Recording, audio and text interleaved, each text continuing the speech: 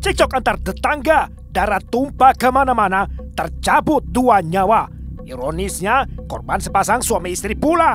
Meski duduk perkara sepele tak seberapa, tetapi masalah dendam andil bicara. Suaminya ini dia ketusuk, Apanya? jantung. Kalau si istrinya banyak, ininya sumbing. Ini banyak istrinya. Terjadi di situ di luar, mungkin dia lari, kejadian dia lari, dibantu di situ mungkin. Kejahatan pelaku berakhir di tangan polisi. Hukum mengambil alih hingga Pak Lu Ketua Majelis Hakim menutup cerita keji. Kisah selengkapnya saat lagi. Inilah Rajapati.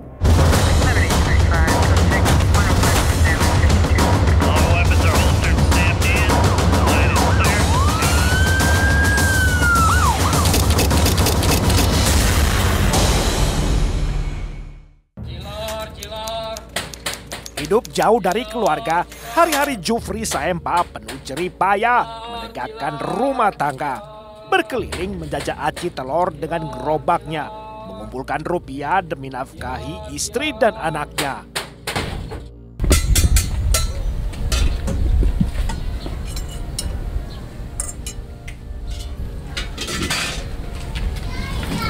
Beri cilor abang 5.000.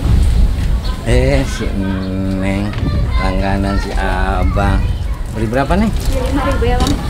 5.000, biasanya juga 10.000 atuh Neng. 5.000 aja nih? Ya 5.000. Ya wes. Abang tambahin atuh ya. Ya, ini Neng ya. Iya bang. Iya. Besok-besok datang lagi tuh. Ya. Ya. 5.000 apa 10.000? Waduh, abang belum dapat pelaris gimana nih? Hah? Nggak usah? Besok aja Neng. Oh, 10.000 aja Neng. Ya, 10.000 aja deh. Ya, biar keingatan abang besok. Ya. Makasih ya bang. Iya. Kasihan Neng. Alhamdulillah. Ya Allah. Walau hasil penjualan tak menentu, tiada kata mengeluh loncat dari mulut pria 47 tahun itu. Sejalan waktu, segala penjuru Kecamatan Kiara Condong dipilih sebagai wilayah penjualan baru.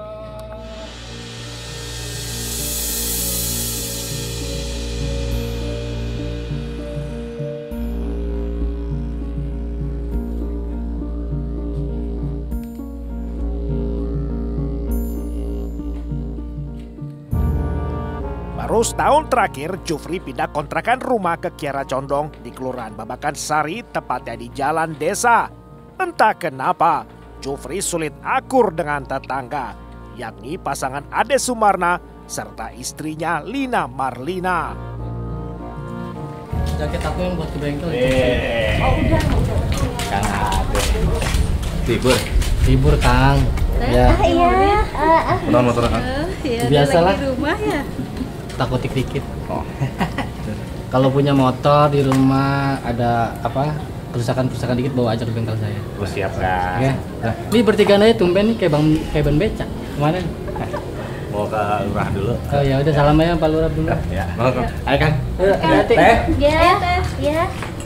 Sementara pasangan montir panggilan dan penjual es campur itu sudah 7 tahun mengontrak di sana lebih dahulu.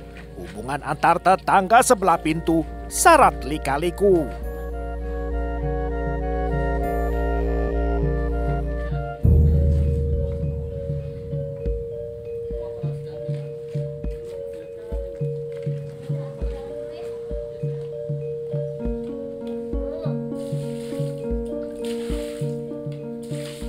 Sejak hidup bertetangga, Jufri merasa perlakuan keluarga Ade Sumarna terhadapnya agak semena-mena.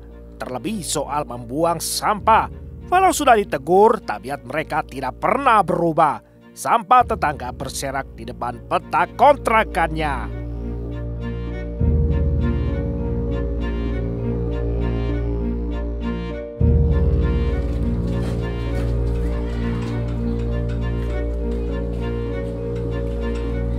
Setiap kali insiden terjadi, Jufri berusaha keras menahan diri. Menegur tetangga baik-baik, Jeffrey coba meminggirkan emosi.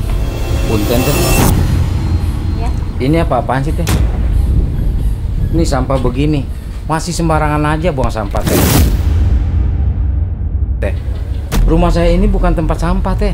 Tuh. Itu tempat sampah. Enak aja kamu main nuduh aja. Buktinya mana? Ada nggak buktinya? Mana? Warga sini, mulai dari ujung sana sampai ke sono, udah sering cerita sama saya kalau Teteh itu buang sampah di tempat saya. Astagfirullahalazim ya. Kamu tadi udah nuduh saya. Sekarang kamu bilang saya pembohong. Hah? Dasar kamu tuh nggak tahu diri ya. Inget ya kamu ya. Kamu ini di sini penghuni baru. Jadi kamu harus tahu menghormati penghuni yang lama. Atau kamu jangan-jangan mau cari gara-gara? Iya. Hah? Mau cari gara-gara kamu? Ih. Masuk. Saban kali meletup pertengkaran, kegaduhan mereka mengusik ketentraman sehingga penghuni lainnya terpaksa turun tangan melerai konflik mengendurkan tegangan.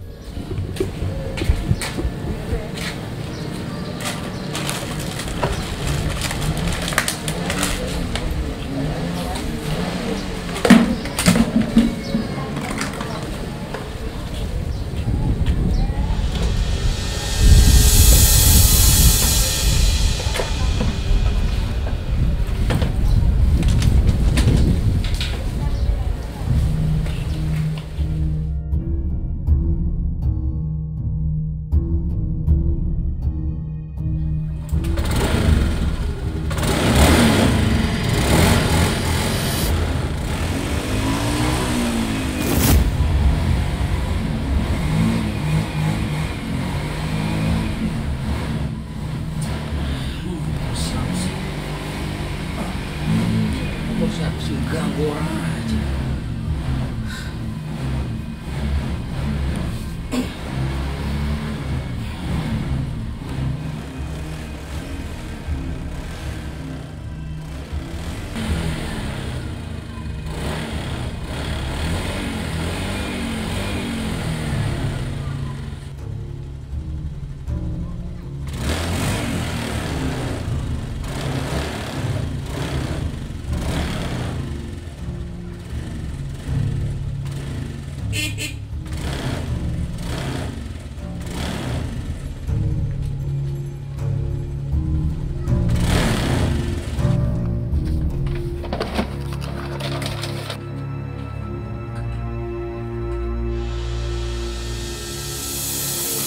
Putri,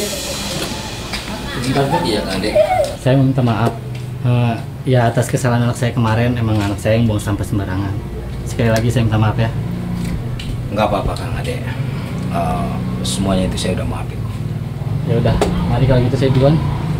Permisi Kang Jupri.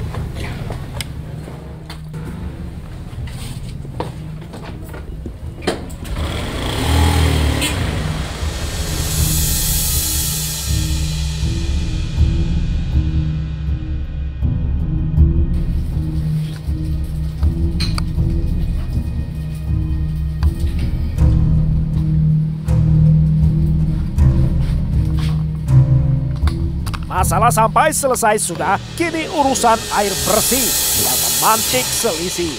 Sederet 4 petak kontrakan cuma diberi 1 pipa aliran oleh juragan rumah kontrakan. Selama 3 hari berturut-turut, Jufri tak kebagian air karena lokasi rumahnya paling ujung di sudut. Ini udah 3 hari, nggak bisa dibiarin.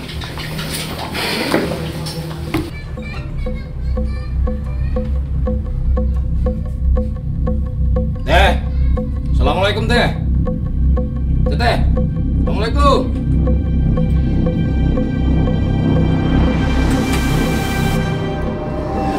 Kenapa? Ada apa? Hah? Teh, bagi-bagi air dong. Saya mau masak, mau mandi. Sekarang nggak ada air tuh. Saya juga nggak kebagian air. Tuh lihat aja di dalam, airnya kecil. Emang situ doang apa yang mau masak sama mandi? Nah, bukan begitu maksud saya, Teh. Sekarang air saya nggak ada. Teteh kan tahu, rumah ini di sudut. Jadi tolong dong, airnya itu jangan, kerannya itu jangan bukanya full. Keran dibuka juga airnya tetap kecil, tahu nggak?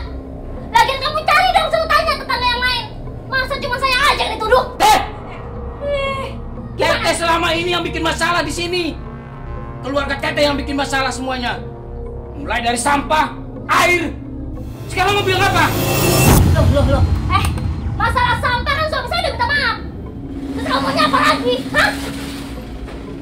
Diungkit-ungkit lagi kamu. Ayo naon ini? Siapa ini ke aing? Bentak-bentak istri aing sia. Apa sih? Tolong!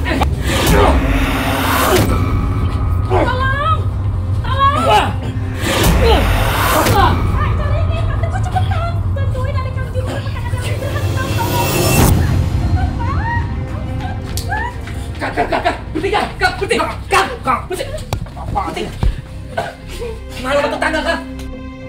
Situasi semakin tidak terkendali. Jufri di puncak emosi, tercetuslah aksi Rajapati. Mau apa sih?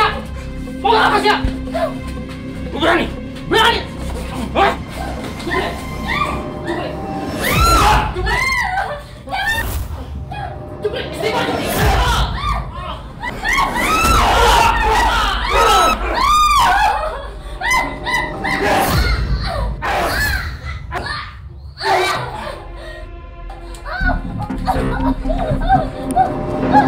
Sadisnya, mulut Lina turut ditikam Jufri membabi buta. Sakit hati Jufri terlampias, dendam Jufri terbalas.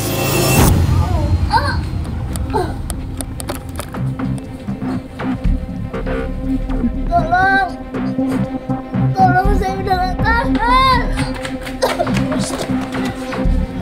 Ayo kita tolongin Bu Lina, Pak. Ayo kita bawa ke rumah sakit, Bu. Ayo.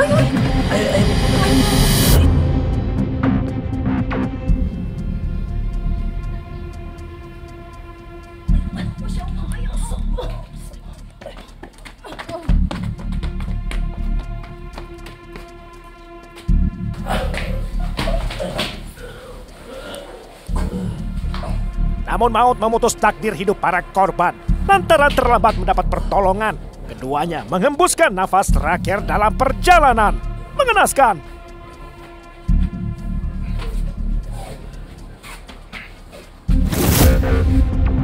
Warga sekitar lokasi rumah kontrakan mendadak gempar berkerumun karena penasaran. Sementara tim penyidik Polsek Kiara Condong menyigi isi 2 rumah petak yang ditinggal kosong. Sejumlah saksi mata dimintai keterangan pula. Lantas di mana gerangan Jufri berada?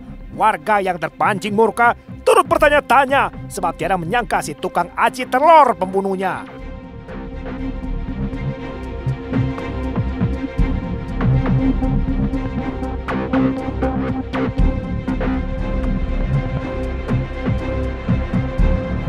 Di manakah Jufri Saempa, si Mang Cilok panggilan akrabnya? Terduga pelaku penikam si Mang Bengkel alias Ade Sumarna dan istri Ade si penjual es campur Lina Marlina. Hasil penyelidikan sementara, polisi mendapatkan kesimpulan awal perkara merujuk pada keterangan saksi mata. Tetangga satu kosan, jadi kosan ini mungkin masalah air pump. Jadi air pump ini pas korban ini sering ngidupin air, jadi cekcok. Pelaku ini nggak nyampe air mandi atau air untuk masak. Nah itu selalu anak korban ini sering menyimpan sampah di depan kamarnya atau di pintu kamar. Nah jadi pelaku sekali 2 kali mungkin pelaku ini karena emosinya tinggi ya terjadi seperti sekarang.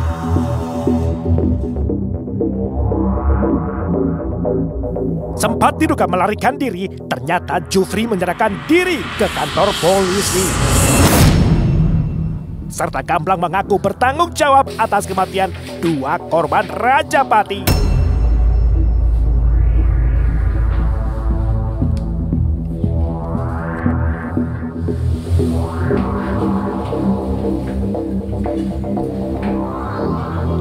Ada apa?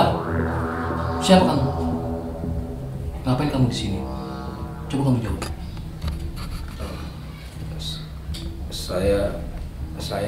Saya Pak. Iya, kamu kenapa? Saya lagi kerja ini. Coba kamu jawab, kenapa? Pak, saya baru bunuh orang. Ini bis. Kamu habis bunuh orang? Hah? Sekarang saya menyerahkan diri.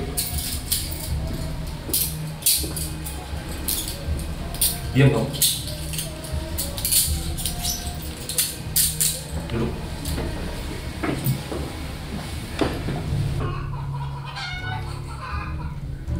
Baik. Siapa nama kamu? Jeffrey, Pak. Alamat kamu di mana? Jalan Kroji, Pak. Kamu punya pekerjaan? Tukang cilor, Pak. Baik. Terima kasih. Pengakuan Jufri Sahempa mendahului penyelidikan aparat Polsek Kiara Condong hari itu pula. Di lokasi, selain langsung menggali keterangan saksi mata, polisi menghimpun barang bukti terkait peristiwa. Saat menyerahkan diri, Jufri bercerita panjang lebar pada polisi, mulai dari kronologi, serta duduk perkara pemicu aksi. Jufri membeberkan dalih kunci. Jufri mengaku khilaf lepas kendali, terpancing emosi.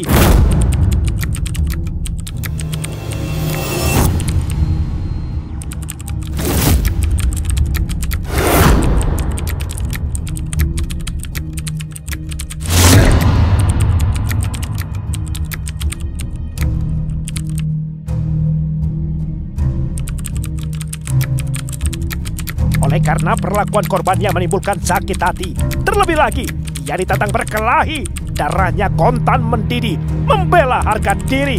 Sepasang suami istri ditikamnya mati.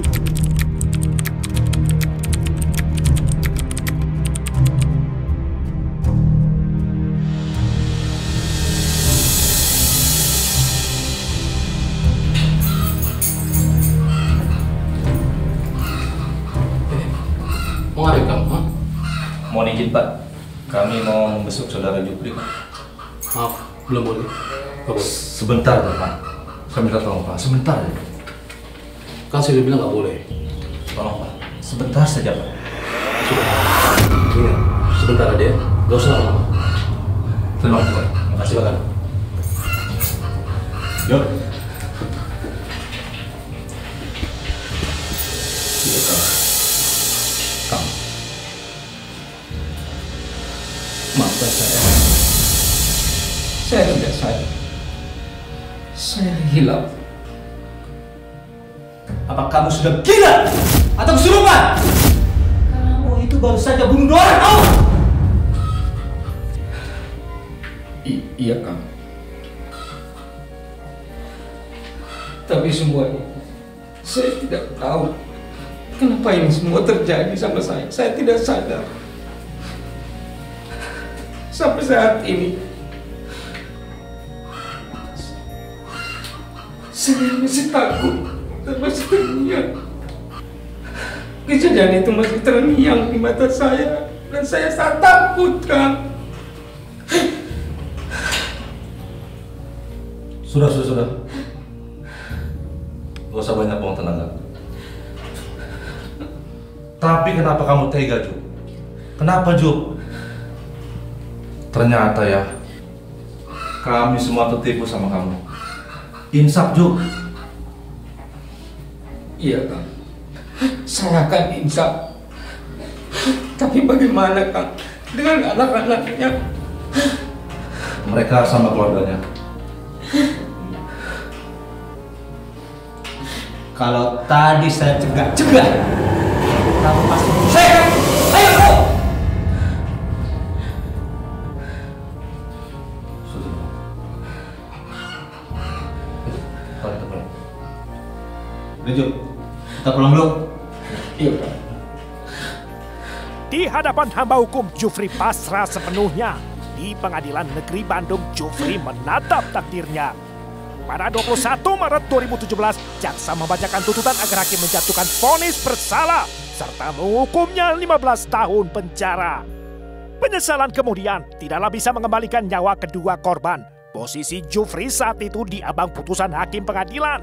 Ia berharap beroleh keringanan bila mana sudah mengakui perbuatan. Apalagi ia tulang punggung bagi istri dan anak di kampung halaman.